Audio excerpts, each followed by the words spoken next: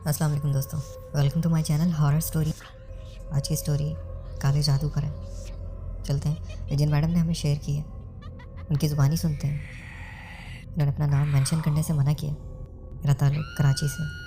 آج جو میں آپ سے واقعہ شیئر کرنے جا رہی ہوں، اب وہ میری زندگی کا ایک اہم حصہ بن چکا ہے۔ میں کراچی سے بلانگ کرتی ہوں، اور یہ بات تب کی ہے جب میری شادی کا سلسلہ شروع ہوا۔ خیر سے شادی ہوئی، اور پھر کچھ فیملی ایشوز کی وجہ سے ہمیں سیپریٹ گھر رینٹ پہ لینا پڑا۔ گھر ہمیں ملیر میں ملا، اور شروع میں ہمیں گھر میں ایسا کچھ فیل نہیں ہوا، لیکن تھوڑا ٹائم گزرا تو گھر میں تھوڑی بہت ہیر پھیر ہونا شروع ہو گئی۔ جو چیز جس جگہ رکھتی وہ اکثر وہاں نہیں ملتی۔ کچھ عرصے بعد میں ایکسپیکٹڈ ہو گئی، ہسبینڈ کو بتایا تو وہ بہت خوش ہوئے، کیونکہ ہم دونوں فیملی ایشوز کی وجہ سے اکثر پریشان ہوا کرتے تھے۔ ایک دن معمول کے مطابق میں نے اپنے ہسبینڈ کو صبح ان کی جاب کے لیے بھیج دیا، اور گھر میں کام کاج میں لگ گئی۔ جب اپنے روم کی طرف آئی تو کچھ عجیب و غریب چیزیں ملنا شروع ہو گئی۔ میرے روم سے مجھے کچھ تعویذات ملے جو میرے روم کی الماری کے اندر چھپائے ہوئے تھے۔ حالانکہ میں ہر 3 دن میں اپنی الماری کی صفائی کرتی تھی، بٹ مجھے کبھی ایسی چیزیں نہیں دکھی۔ اب یہی سوچ رہی تھی کہ خیر یہ چیزیں آئیں تو آئیں کہاں سے، بیکاز گھر میں کسی کا آنا جانا بھی نہیں تھا، نہ میرے گھر والوں کا اور نہ ہی ہسبینڈ کے گھر والوں کا۔ بٹ یہ چیزیں دیکھ کے مجھے کافی حیرانی ہوئی۔ خیر ہسبینڈ آئے، اور میں نے اپنے ہسبینڈ کو ان سب کے بارے میں بتایا، اور اسی رات ہم نے ان تعویذات کو سمندر میں جا کر بہا دیا۔ لیکن بات ابھی یہاں ختم نہیں ہوئی۔ اسی رات جس دن ہم نے تعویذ کو ٹھکانے لگایا تھا، اس رات ہم نے کافی کچھ چیزیں اپنے روم میں فیس کرنی ہیں۔ اس بات کا ہمیں بالکل علم نہیں تھا۔ تقریباً رات کے 1 بجے کا وقت تھا۔ ہم ابھی سونے لیٹے ہی تھے، 15 منٹ گزرے اور ہماری آنکھ لگ گئی۔ اتنے میں ہمیں ہمارے لاؤنج میں کسی بچی کے رونے کی آواز آنے لگی۔ ہم نے اگنور کیا، سوچا کہ شاید برابر والے گھر سے آ رہی ہوگی۔ ہم نے اگنور کیا اور سوچا کہ شاید برابر والے گھر سے آواز آ رہی ہوگی، لیکن ایسا نہیں تھا۔ مجھے پورا یقین تھا کہ یہ آوازیں لاؤنج سے ہی آ رہی ہیں، اور اتنے قریب سے کہ اس رونے کی آواز کے ساتھ ساتھ ان سسکیوں کو بھی میں بآسانی سن پا رہی تھی۔ میرے ہسبینڈ نے اس چیز کو ہوش کیا، اور ہم سو گئے۔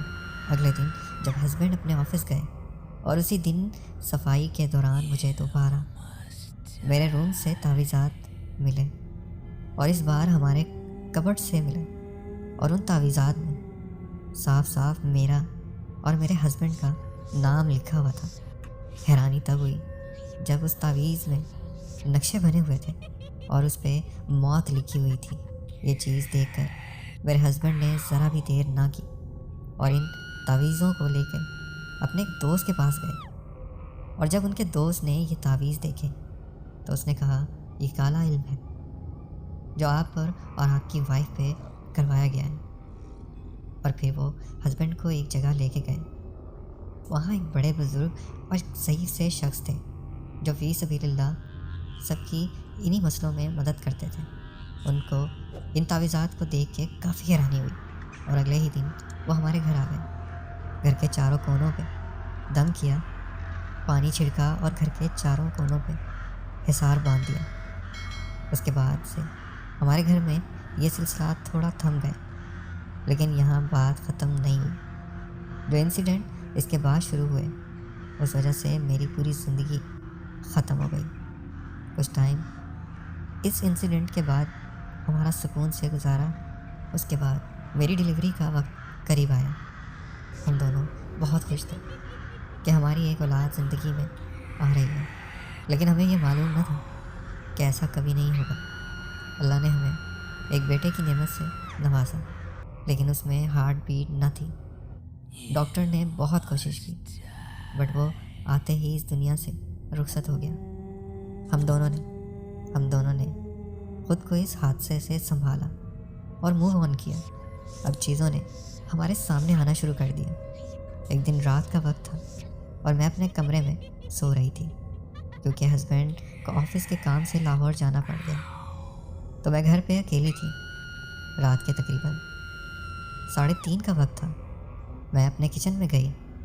مجھے آج بھی یہ وقت یاد ہے کہ جیسے ہی میں کچن میں انٹر ہوئی اور سامنے کچن کے سلیب پہ میری نظر پڑی تو کیا دیکھتی ہوں کہ ایک خوفناک لڑکی کچن کے سلیب پہ کولر کے ساتھ بیٹھی اور غصے سے مجھے دیکھ رہی ہے، اور غصے سے اس کی آنکھیں اتنی لال ہیں جیسے اسے میں نے ڈسٹرب کر دیا۔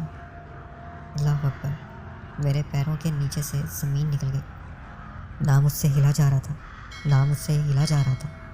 اور نہ مجھ سے کچھ بولا جا رہا تھا۔ میں نے زور سے چیخ کے اللہ اکبر کہا۔ اتنے میں اس لڑکی نے چیخنا شروع کر دیا اور میں گھر سے باہر آ گئی۔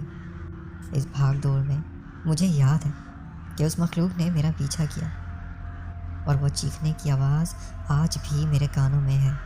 گھر سے جب باہر نکلی، اس واقعے کے بعد تو باہر ایک الگ سناٹا تھا۔ برابر والوں کا گھر بجایا اور وہاں سے ایک خاتون اٹھ کے آئیں۔ انہوں نے میری کنڈیشن دیکھی تو فوراً انہوں نے مجھے اندر بلا لیا، چادر دی، پانی پلایا، اور میں نے انہیں اس واقعے کے بارے میں بتایا اور ان کے موبائل سے اپنے بھائی کو کال کی۔ تھوڑی دیر میں بھائی بھی آ گئے۔ بھائی مجھے ساتھ لے گئے اور پھر میں نے گھر والوں کو اس سب کا بتایا۔ نیکسٹ ڈے ہسبینڈ بھی آ گئے اور پھر میں اپنے ہسبینڈ کے ساتھ ایک عالم صاحب کے پاس گئی۔ ان عالم صاحب نے گھر جانے کا فیصلہ کیا اور گھر کا محاصرہ کیا۔ عالم صاحب نے کہا کہ ایک مٹھی آٹے کی لو اور میرے ہی اپنے گھر کی انٹرنس پہ ڈالنے کو کہا۔ اب میرے ہسبینڈ، میں اور وہ عالم صاحب گھر سے باہر آ گئے اور گھر کو لاک کر دیا، اور وہ عالم صاحب کچھ پڑھنا شروع ہو گئے۔ یہ سلسلہ تقریباً آدھا گھنٹہ چلا اور عالم صاحب نے گھر کا مین گیٹ کھولنے کو کہا، اور جیسے ہی ہم نے گھر کے مین گیٹ کو کھولا تو ہم دیکھ کے حیران ہو گئے کہ جو آٹا میں نے ابھی انٹرنس پہ ڈالا تھا وہ پورا کا پورا کالا ہو گیا تھا، ایسا کہ جیسے کسی نے کالی راکھ ڈال دی ہو۔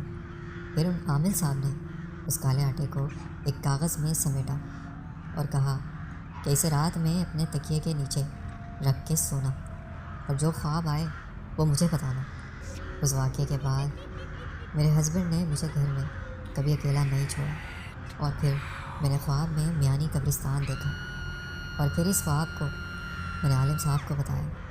انہوں نے پھر مجھے اور میرے ہسبینڈ کو بلایا۔ اس کالے آٹے کے ساتھ جو انہوں نے مجھے تکیے کے نیچے رکھنے کو کہا تھا، وہ عالم صاحب مجھے اور ہسبینڈ کو اپنے ساتھ قبرستان لے گئے اور ایک قبر میں اس کالے آٹے کو رکھ دیا اور پڑھنے لگے۔ مجھے اچھی طرح یاد ہے کہ اس قبر کے اوپر ایک درخت بھی تھا جس پہ تعویذ لٹکے ہوئے تھے۔ عالم صاحب نے ایک پوٹلی درخت سے نیچے اتاری اور سارے تعویذ کھولے۔ ہم دیکھ کے حیران تھے کہ ان تعویذ پہ میرا اور میرے ہسبینڈ کا نام لکھا ہوا تھا۔ ان تمام تعویذوں کو جلا دیا۔ عالم صاحب نے بتایا کہ آپ دونوں پہ کالا علم کروایا گیا تھا، صرف آپ پہ ہی نہیں، آپ کی اولاد پہ بھی کروایا گیا تھا، اور اس قبر میں موجود اس مخلوق کو لوگوں پہ مسلط کیا گیا تھا۔ اس بات کو میں اب یقین سے نہیں کہہ سکتا کہ آپ لوگوں کو اب ایسی شکایتیں نہیں ملیں گی، مگر جو مخلوق مسلط کی گئی تھی کا میں نے نقشہ ختم کر دیا ہے۔ میری ماں نے تو اپنا گھر فوراً بدل لیا، شاید آپ کی پریشانیوں میں تھوڑی کمی ہو جائے۔ پھر تو میرے ہسبینڈ نے ذرا بھی دیر نہ کی اور فوراً ہی ہم نے گھر چینج کر لیا۔ لیکن آج بھی میرے ساتھ اکثر کچھ واقعات ہوتے رہتے ہیں۔ آج بھی جب میں گھر میں اکیلی ہوتی ہوں تو کسی نہ کسی کی پریزنس مجھے فیل ہوتی ہے۔ میری اسٹوری کو اپنے شو میں ضرور شامل کیجیے گا۔ تو بہت بہت شکریہ، آپ نے اپنی اسٹوری ہم سے شیئر کی۔ دوستو آج کا واقعہ ہمیں ہینا نے سینڈ کیا۔ تو چلتے ہیں وقت ضائع کیے بغیر ان کی سٹوری انہیں کی زبانی سنتے ہیں۔ میرا واقعہ کچھ یوں ہے کہ میرے 4 بھائی ہیں، میں ایک بہن۔ اتنا زیادہ کزن سے انٹریکشن نہیں ہے، تو گھر میں اکیلی ہی رہتی تھی۔ امی ابو جب بھی کہیں جاتے تو مجھے گھر چھوڑ کے جاتے، کیونکہ باہر جانے کا دل ہی نہیں کرتا تھا، تو میں اکیلے ہی گھر میں رہا کرتی تھی۔ ہمارا گھر پرانی طرز کا بنا ہوا تھا اور بزرگوں کے دور کا تھا۔ لوگ کافی باتیں کیا کرتے تھے، لوگ کافی باتیں بتاتے ہیں، لیکن میں اکیلی بھی رہی، کبھی ایسا کچھ نہیں دیکھا۔ ہاں کبھی کبھی کچھ محسوس ہو جاتا، لیکن شک ہی تھا، تو کبھی اتنی کہانیاں نہیں بنائیں۔ کوئی ہوتا نہیں تھا بات کرنے کے لیے، تو اکثر اکیلے ہی وقت گزارا۔ خیر پھر میری شادی ہو گئی اور بہت جلدی میں، اور میں پنجاب شفٹ ہو گئی۔ اتنی مینٹلی پریپیئر نہیں تھی۔ ایک دم سے 10 دن میں ہی شادی فائنل ہو گئی اور میری رخصتی ہو گئی۔ میں سسرال آئی، سب بہت اچھے تھے، نئے لوگ ملے، اچھا لگا لوگوں کو دیکھ کے۔ لوگ بھی کافی اچھے تھے، شروع میں انہوں نے پیار بھی دیا، دل لگ گیا تھا، سب بالکل ٹھیک چل رہا تھا۔ پریگننسی سٹارٹ ہو گئی۔ ایک دن میرے شوہر کو شہر سے باہر ایک عزیز کی ڈیتھ میں جانا پڑ گیا۔ میں نے کہا میں کیسے رہوں گی اکیلے؟ انہوں نے مجھے دیورانی کے کمرے میں کہا کہ رہ لو، 2 دن کی تو بات ہے۔ خیر وہ چلے گئے۔ مجھے اس رات تو نیند نہیں آئی، کیونکہ دیورانی کا کمرہ میرے لیے ایک نئی جگہ تھی۔ بہت مشکل سے آنکھ لگی۔ میرا ایک ہاتھ بیڈ سے باہر کی طرف نکلا ہوا تھا، ایک ہاتھ سر کے نیچے رکھا ہوا تھا کہ اچانک میرا کسی نے ہاتھ نیند میں زور سے کھینچا۔ میں ایک دم اٹھ کے بیٹھ گئی کہ میں تو کچی نیند میں تھی، یہ کیا تھا؟ خیر میں نے کوئی شور نہیں ڈالا، دیورانی سو رہی تھی۔ میں نے کہا چھوڑو، خیر وہم ہوگا، لیکن یہ میرا پہلا وہم ہوگا جس نے مجھے سچ میں ہلا کے اٹھا دیا۔ دیورانی سے صبح بات ہوئی تو اس کو نہیں بتایا کہ وہ ڈر نہ جائے، اس کی بھی نئی شادی ہوئی تھی۔ اچانک وہ خود بول پڑی، آپ کو میرے کمرے میں نیند آ گئی تھی؟ میں نے کہا ہاں آ گئی تھی۔ کہتی ایک بات بتائیں؟ میں نے کہا ہاں پوچھو۔ وہ کہتی کہ 2 دن پہلے رات کو میں نے ایک بہت پیاری سی چھوٹی سی ایک بچی دیکھی اپنے روم میں۔ میں نیند میں ہی تھی اور وہ بیڈ کے کونے پہ کھڑی دیکھ کے مجھے اسمائل پاس کر رہی تھی۔ میں نے بھی اس کو اسمائل پاس کی اور سو گئی، اور مجھے بہت عجیب لگا۔ کہتی ہے کہ مجھے اب تک سمجھ نہیں آتا وہ خواب تھا یا حقیقت۔ میں نے جب یہ بات سنی، مجھے اس کے بعد رات والا معاملہ کنفرم ہو گیا، پھر بھی میں نے یہ چیز سر پہ سوار نہیں کی۔ ایک دن پھر یہ ہوا کہ میری دیورانی کا کمرہ کچن سے اٹیچ ہے۔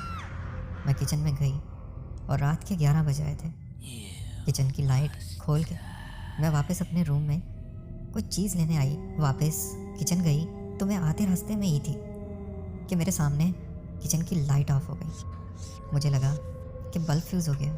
پھر روم میں جا کے میاں کو کہا کہ ذرا لائٹ تو لگا دیں۔ وہ آئے، انہوں نے لائٹ چیک کی تو کہنے لگے کہ بٹن تو آف ہے اور بلب فیوز نہیں ہوا۔ میں نے کہا اچھا، میرے سامنے تو بجھی ہے، خود بٹن کیسے آف کر لیا؟ اور بھی اس طرح کے کئی انسیڈنٹ ہونے لگے۔ ایک بار ہم لوگ سو رہے تھے کہ رات کو دیورانی کا بچہ رو رہا تھا۔ وہ نیند کی بہت پکی تھی کہ کافی دیر گزر جاتی ہے، دیورانی کا بچہ چپ نہیں ہو رہا۔ میں سمجھ جاتی ہوں کہ وہ گہری نیند میں ہے، اسے شاید سنائی نہیں دے رہا۔ میں اس کے کمرے میں جاتی ہوں اور میں دیکھتی ہوں کہ میری دیورانی بہت گہری نیند میں ہے اور اس بچے کے ساتھ کوئی بچی بیٹھی ہے۔ میں ڈر کے مارے فوراً سے لائٹ آن کرتی ہوں، کیونکہ مجھے اندھیرے میں کچھ صاف دکھائی نہیں دے رہا تھا۔ جیسے ہی میں لائٹ آن کرتی ہوں تو میں دیکھتی ہوں کہ وہ جو بھی بیٹھی تھی وہ غائب ہو چکی تھی۔ بہرحال ہم لوگ بہت ڈر جاتے ہیں۔ یہ معاملات میں اپنے ہسبینڈ سے ذکر کرتی ہوں۔ یہ کئی بار میں ان کو شکایت کر چکی تھی، کیونکہ ایسے چھوٹے چھوٹے کئی معاملات ہمارے اس گھر میں ہو رہے تھے، جس پہ میرے ہسبینڈ ایک مولانا صاحب کو ہمارے گھر لے کے آتے ہیں۔ وہ مولانا صاحب اپنا کچھ عمل کرتے ہیں، کچھ پڑھائی وغیرہ کرتے ہیں۔ انہوں نے بتایا کہ اس گھر میں پوری جنات کی ایک فیملی آباد ہے۔ بہرحال میں نے دم کر دیا ہے جس سے وہ آپ لوگوں کو نظر نہیں آئیں گے، لیکن ان کا اثر اس گھر میں بہت سالوں سے، اور وہ یہیں رہتے ہیں، لیکن وہ برے جنات نہیں ہیں، تو آپ لوگوں کو پریشان ہونے کی ضرورت نہیں ہے۔ اور ایسا ہی ہوا، ان مولانا صاحب کے جانے کے بعد کئی دن تک ہمارے گھر میں ہمیں کوئی نظر نہیں آیا، لیکن وہ چھوٹے چھوٹے معاملات ہمارے گھر میں ہوتے رہے، جیسے کچن سے چیزیں گم جانا، چیز ابھی یہاں رکھی تھی اور غائب ہو جانا، کافی دیر بعد کسی اور جگہ سے ملنا۔ ایسے کئی معاملات ہمارے ساتھ آج تک اس گھر میں چلتے ہیں۔ بہرحال میرا یہ واقعہ تھا جو میں نے سوچا آپ سے شیئر کروں۔ بہت بہت